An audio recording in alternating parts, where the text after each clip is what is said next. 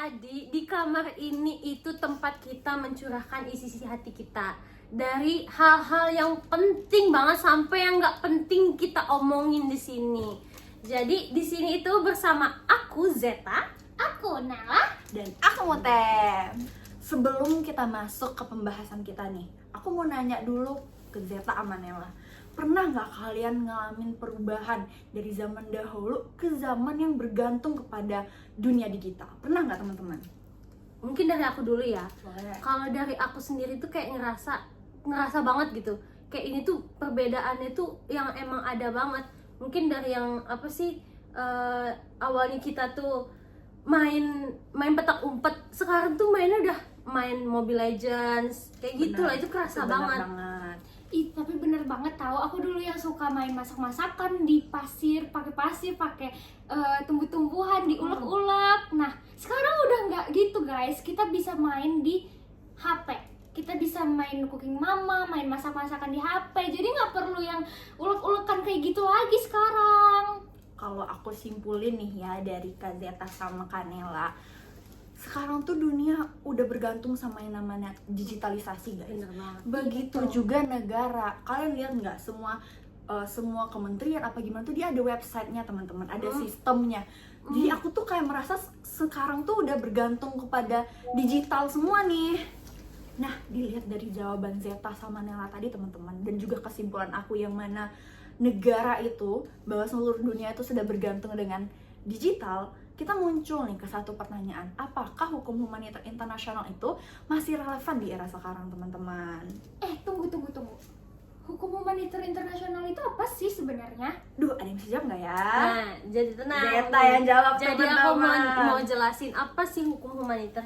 Jadi simpelnya nih ya teman-teman, yang biar teman-teman bisa langsung paham. Hukum humaniter itu gimana caranya kita berperang. Jadi itu dalam perang itu tuh nggak asal perang aja. Jadi dalam perang itu tuh tetap ada aturannya. Sama kayak kita nih, kayak main ML tadi. Kita main ML tuh nggak bisa langsung main. Nanti langsung kita menyerah, langsung kita kalah gitu kan. Jadi itu kita ada caranya, gimana caranya kita tuh berperang, gimana sih prosesnya gitu loh. Oh gitu. Gitu teman-teman. Nah, tapi mungkin teman-teman juga nanya, kenapa bisa kami bertiga mempertanyakan relevansi dari hukum humaniter internasional? Itu tuh berangkat dari topik yang tuh udah Kak Zeta ambil, aku ambil, dan juga Nela ambil teman-teman. Topik kita bertiga itu, contohnya nih, topik Zeta itu tentang tentara bayaran. Topik aku sama Nela itu tentang cyber security teman-teman. Kalau tentara bayaran sendiri kan kalian bingung ya. Kalian nyewa orang nih buat melakukan sesuatu, kalian tuh mau hukum siapa? Kalau kalian mau hukum perusahaannya, ya kan dia dibayar teman-teman. Kan tugasnya emang kayak gitu, perusahaannya emang tugasnya begitu. Kalau kalian hukum negaranya, ya kan negaranya nggak langsung turun tangan, dia cuma minta tolong. Jadi kita bingung kan, Siapa yang disalahin? itu. Begitu juga kasus aku nih teman-teman, ngehack dia, dimatiin ya lampu Ukraina. Kan menurut aku janggal. Jujur janggal. Kalau Nela gimana Nela? Kalau aku itu kasus yang di Singapura, dimana kasus ini Singapura Health Service guys. Jadi itu tuh data-data dari kesehatan masyarakat di Singapura itu dihack, dan salah satunya ada Perdana Menteri Singapura. Itu parah banget banget, kan? Perdana Menteri menurut saya Janggal. janggal. Jadi berangkat dari sana teman-teman. Jadi kami merasa kayak hukum khususnya itu tuh benar-benar kami lihatnya ya dari in our opinion itu tuh belum ada teman-teman. Walaupun sebenarnya hukum humaniter itu punya prinsip teman-teman, yaitu nanti akan kami jelaskan kembali. Itu tuh ada 3 prinsip seperti distinction, proportionality, and accountability. Yang mana prinsip ini itu teman-teman lawannya tuh manusia. Nah, gimana kalau lawannya nggak bisa diidentifikasi? Kan sekali lagi apa teman-teman? Yuyun janggal.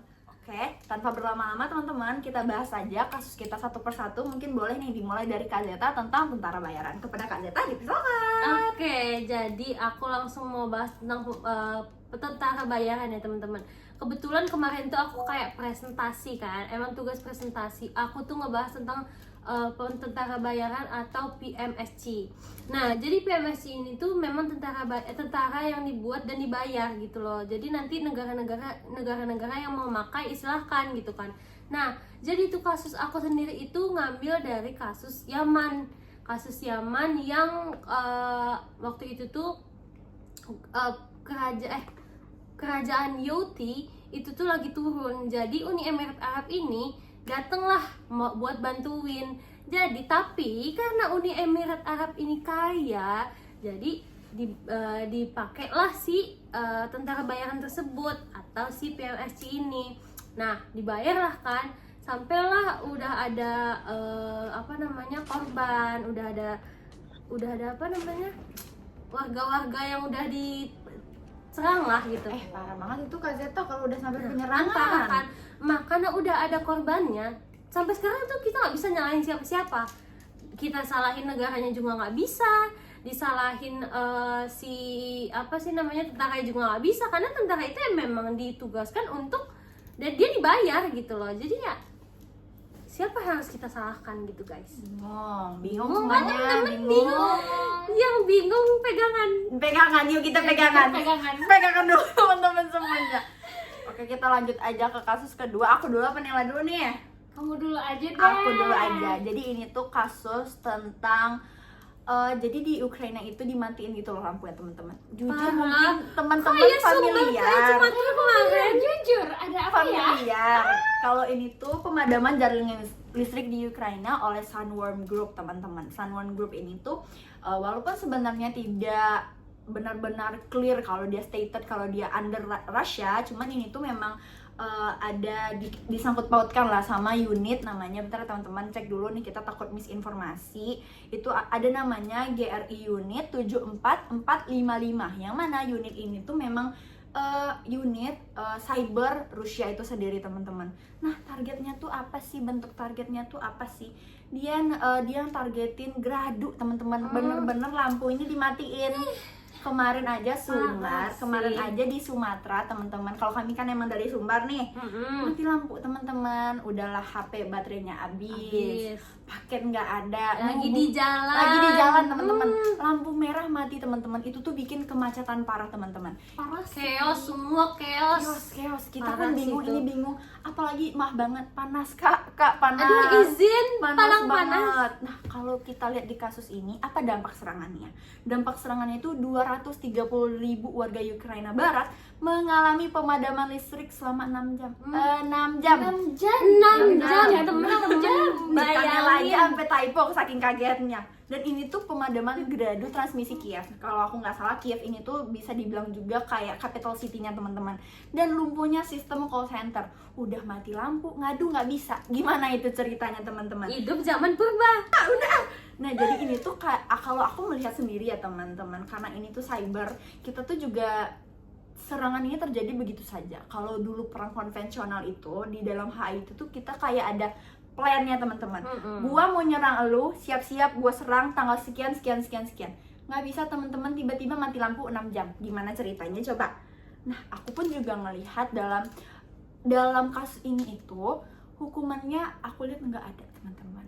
Parah. Cuman digertak-gertak sayang kok teman-teman. Parah. Cuman dibilang jangan gitu besok jangan gitu lagi ya. Nono ya, Tapi nono teguran aja katanya. Anak-anak Jangan dibilang gitu nono lagi. juga tetap dilakuin teman-teman. Kayak Jadi siapa ya nono jangan begitu, jangan, kita nggak ada teman-teman yang nyinggung orang-orang teman-teman. Jadi kalau dilihat-lihat, kenapa aku menganggap ini kasus keamanan? Karena ini tuh public facility teman-teman, yang mana kita emang butuh banget listrik. Kita hidup tuh emang bergantung pakai listrik teman-teman. Ini dimatiin 6 jam, jadi itu mengganggu kenyamanan warga. Dan aku juga merasa melihat sanksinya cuma nono ya, aku merasa kayak kok gini ya, dan aku mulai mempertanyakan itu. Mungkin kita boleh nih ke perspektif dan kasus selanjutnya, yaitu kasus dari Nela. Oke, kasus dari aku seperti yang aku bilang tadi ya guys, itu kasusnya ada di Singapura tentang health service Singapuranya sendiri. Nah ini FYI ya guys, yang kena datanya itu 1,5 pasien.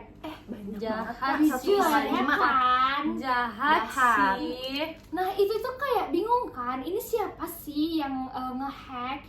Dan dari Singapura sendiri tuh ngomong ini yang ngehack itu APT, kayak hacker yang sudah profesional. Dan itu tuh kayak mereka pikir mereka kira-kira itu kayak itu dari negara lain gitu loh guys. Dan ini tuh nggak tahu juga sebenarnya negara yang mana yang ngehack mereka. Cuman kayak perdana menterinya sampai di datanya sampai bocor, pasti itu kayak dari ada politiknya. Iya, kalau jadi bisa betul. dibilang-bilang. Jadi itu tuh kalau boleh tanya nih ya Nela, itu tuh emang sampai sekarang belum ketahuan gitu siapanya gitu, jelasnya siapa gitu. Kalau dari Singapurnya sendiri sih nggak ada yang ngekonfirmasi tentang siapa-siapanya. Yang penting dia Jahat bilang itu sih. hacker.